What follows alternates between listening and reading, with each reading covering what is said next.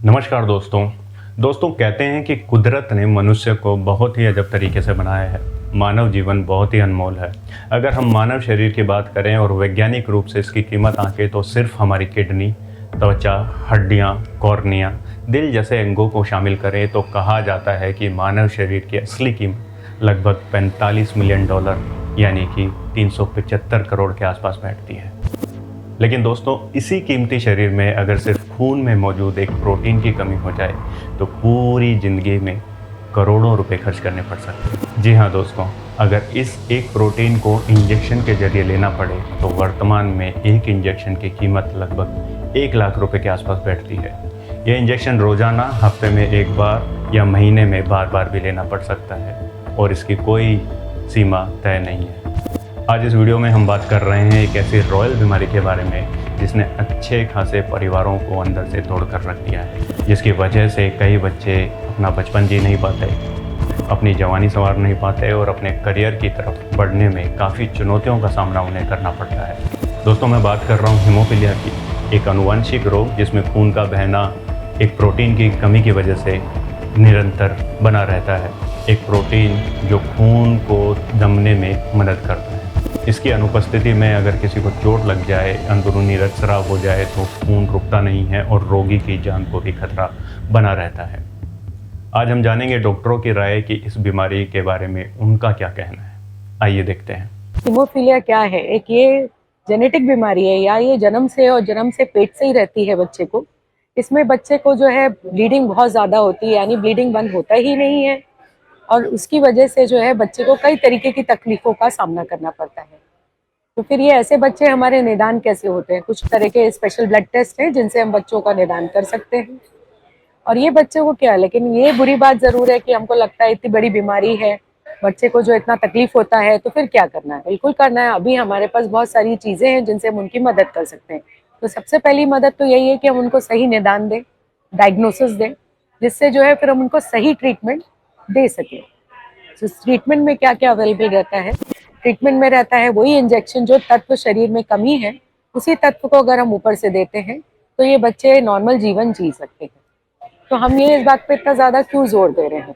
क्योंकि प्रॉब्लम कैसा है कि प्रॉब्लम अभी का नहीं है कि ब्लीडिंग बंद हो जाएगी तो बच्चा ठीक हो जाएगा तुरंत, लेकिन ब्लीडिंग होने के बाद जैसे जोड़ों में ब्लीड होना, मांसपेशियों में ब्लीडिंग होना, उसके जो दुष्परिणाम होते हैं जिससे वो बच्चे अपंग हो सकते हैं, पूरी जिंदगी जो है काफी सारी तकलीफों का सामना करते हैं।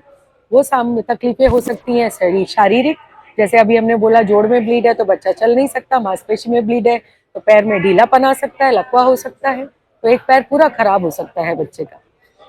और दिमाग उसके बाद और जन्म को जो है तकलीफ, जो लाइफ थ्रेटनिंग ब्लीड जिनको हम बोलते हैं वो होना, ब्रेन में ब्लीड हो जाना, आंतड़ियों में ब्लीड हो जाना, बच्चे को जान से हाथ धो बैठना, ये सब थोड़े से काफी जो है सीरियस इफेक्ट है इस बीमारी के। लॉन्ग टर्म में क्या रहता है, जब बच्चे को ब्लीड है तो सबसे बड़ा ड्रॉबैक क्या है कि बच्चा स्कूल नहीं जा पाता है। स्कूल नहीं जा पाता है तो स्कूलिंग मिस करता है, तो उसके मानसिक और शारीरिक दोनों परिणाम अच्छे नहीं होते हैं। आगे जाकर के बच्चा करियर रूप से भी सक्षम नहीं हो पाता है क्योंकि पढ़ाई कंप्लीट नहीं कर पाता है। सो ये बहुत बड़े जो है थोड़े से गंभीर प्रभाव इस बीमारी के होते हैं। लॉन्ग टर्म इफेक्ट में जैसे हमने देखा है कि हाथ पैर खराब हो जाना, बहुत ही कम उम्र में जो है जॉइंट्स को बदलने की नौबत आ जाना, ये सारे और भी तकलीफ है। पर अच्छी बात यह है कि अगर हम इसका निदान बहुत समय पे करें, शुरू से ही करें, बच्चे को पहला जॉइंट ब्लीड होने से ही पहले करें, तो ऐसे बच्चे जो है नॉर्मल जिंदगी जी सकते हैं कि आप अंतर ही नहीं मालूम कर सकते कि ये बच्चों को कोई बीमारी भी है, क्योंकि सिर्फ ये शारीरिक रूप से प्रॉब्लम होता है, मानसिक रूप से ये पेशेंट खराब नहीं है।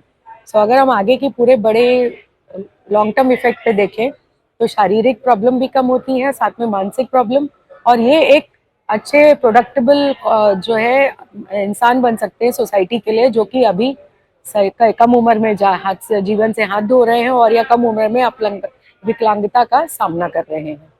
सो उसके लिए हमें क्या करना है? हमें इनका निदान सही पे करना है, ताकि और कई जगह अवेयरनेस फैलानी कि ये जो बीमारी के लक्षण है जल्दी पहचान में आए, डायग्नोसिस सही टाइम पर हो, तो सही टाइम पे ट्रीटमेंट चालू होगा तो इनके हाथ पैर विकलांगता की तरफ नहीं जाएंगे और they can live a normal life, और अपनी नॉर्मल लाइफ जी सकते हैं।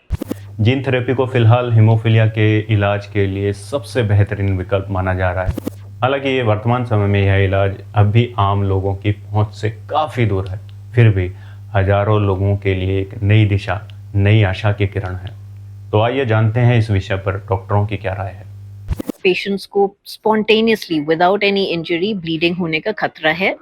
इन पेशेंट्स में ब्लीडिंग कहीं पे भी हो सकती है, ब्रेन में, जॉइंट्स में, मसल्स में, एंड ये एक लाइफ लॉन्ग डिसऑर्डर है। इसके लिए जो करंट ट्रीटमेंट था, it focused on the replacement of clotting factors. Now we also have non factor products and we even have gene therapy. Gene therapy के बारे में सभी लोग काफ़ी इंटरेस्ट लेते हैं because it is a way of curing the disease. However, there are many things that we still do not know about gene therapy. India mein, I would like people to know that Dr. Alok Srivastav, Professor of Hematology at CMC Vellore, has started gene therapy in India. This is something for us to be very proud about. And about 4 to 5 patients have been treated with this therapy in India so far. We are still awaiting this to be expanded in more patients. So when that will happen, only Sir will be able to guide us and tell us. There are 2 gene therapies available internationally. However, this is very expensive and is not available in India at the moment. I would like people to know that though gene therapy is a cure, there are still many things that we do not know. Any patients who have had inhibitors, patients who have antibodies to the vectors, and pediatric patients currently are not eligible for gene therapy. There is also some little concern that in the future the gene therapy may not be effective lifelong. So there are many things that we don't know about it, but at the same time, it has a lot of hope and a lot of promise. And we are all hoping that these things can come to India and they can get better and better. So I would recommend everybody be optimistic and continue your current treatment until we are at the point where gene therapy can be available for everyone. तो आपने देखा, समझा और जाना कि haemophilia क्या है। हो सकता है आपके आसपास भी कोई ना कोई हीमोफिलिक बच्चा रहता हो, लेकिन उनके माता पिता को समझ में ना आ रहा हो कि वो क्या करें। अगर कम उम्र में आप इन सभी लक्षणों को किसी बच्चे में देख रहे हैं तो उन्हें हीमोफीलिया के बारे में ज़रूर बताएं और हो सके तो इस वीडियो को भी उनके साथ अवश्य शेयर करें। धन्यवाद।